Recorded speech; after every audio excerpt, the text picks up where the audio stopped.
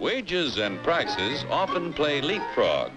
One jumps up, then the other, which means a steady rise in our cost of living.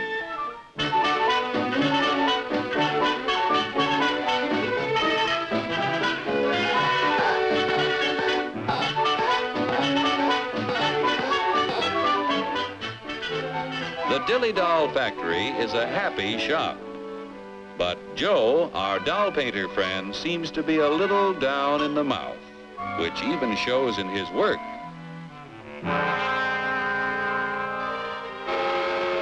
Joe is pretty discouraged because the high cost of living makes it harder and harder to make ends meet.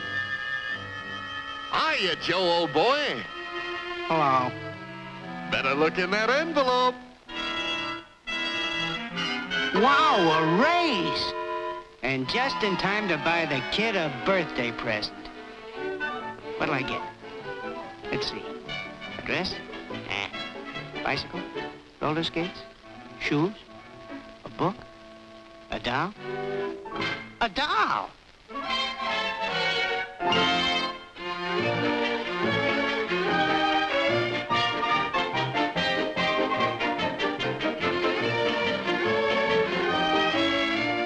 What's the price, miss?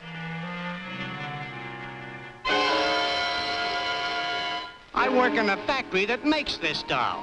$2 is too much. I'm very sorry, sir, but your company charged us more for this shipment, so we had to raise our selling price. We got a wage increase, all right, but it couldn't raise the price that much. It just takes a little wood, rubber, paint, cloth, and a phony wig to make that doll. There's only about 10 cents worth of materials in the whole thing. You pirates, crooks, bandits, you robbers! You're right about the cost of raw materials in that doll, about 10 cents worth. Raw materials in practically everything we buy are worth little until labor transforms them into finished products. For example, how much do you think the raw materials cost in that car? Oh, about $300. You've got a surprise coming. It takes 4.5 tons of coal, 2 3/4 tons of iron ore, 50 pounds of cotton, 14 pounds of cured and finished wool, aluminum, zinc, lead, copper, and countless other raw materials to make an automobile. Without the addition of labor costs, these things are worth about $22.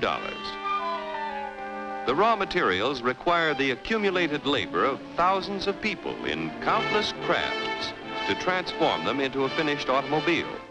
Miners dig the coal and iron ore. Railroad and maritime workers transport these materials to the steel mill, where workers convert the ore into finished steel.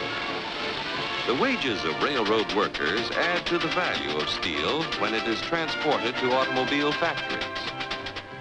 The cotton that goes into a car accumulates labor cost from the farmer who tills the soil, from workers who sow the seed, and help to raise the cotton. Wages paid to other workers add to the value of the cotton as it is moved from the field to the cotton gin where it is processed. Other workers transport the cotton to the automobile factory. The wool that is used to make a car is worth little while it is still on the sheep. When the labor cost of a sheep shearer is added, the value of the wool is increased by his wages. When all of the parts and materials finally reach the factory for assembly, the labor cost of automobile workers must be added to the price of the car.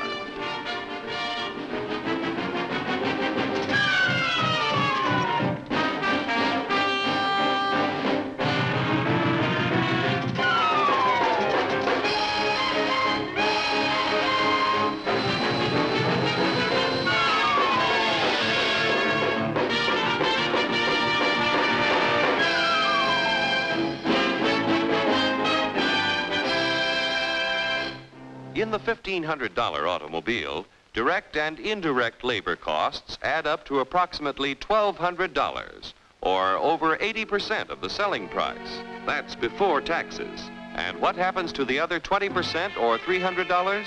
Raw material cost, $22. Profit to producers of raw materials and allied industries, $89. Profit to part manufacturers, $47. Profit to local dealer, $77. Profit to car manufacturer, $65. Now, when you add $400 for taxes, the cost is $1,900 to the buyer.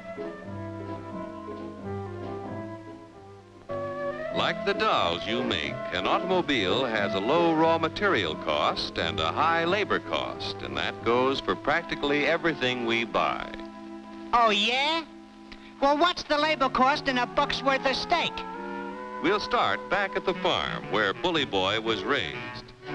The selling price of meat has to include the labor cost in producing the feed, in building fences, and constructing housing for our animal friend.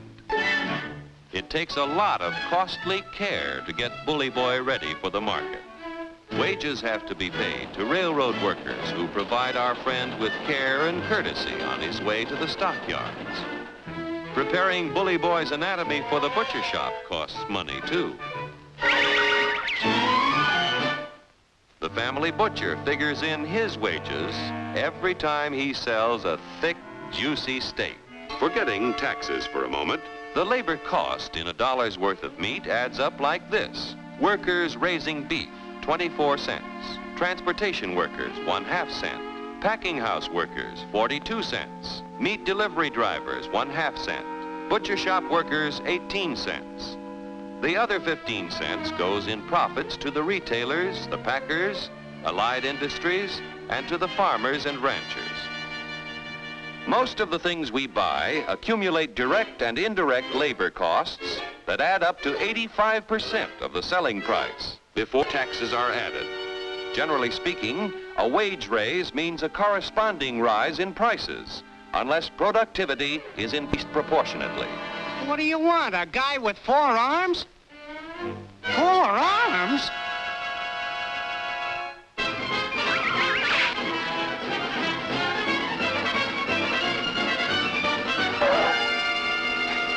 Say, I got a sensational idea.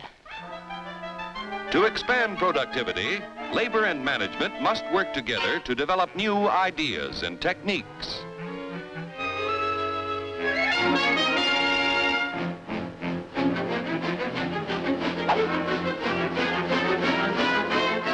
To expand productivity, capital must finance the creation of more efficient tools and plants.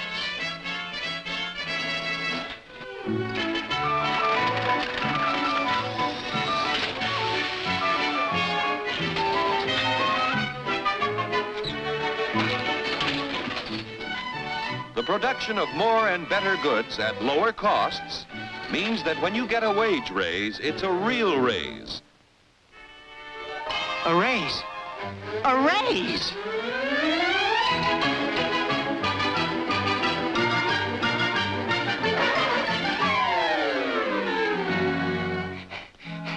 I want to buy a doll.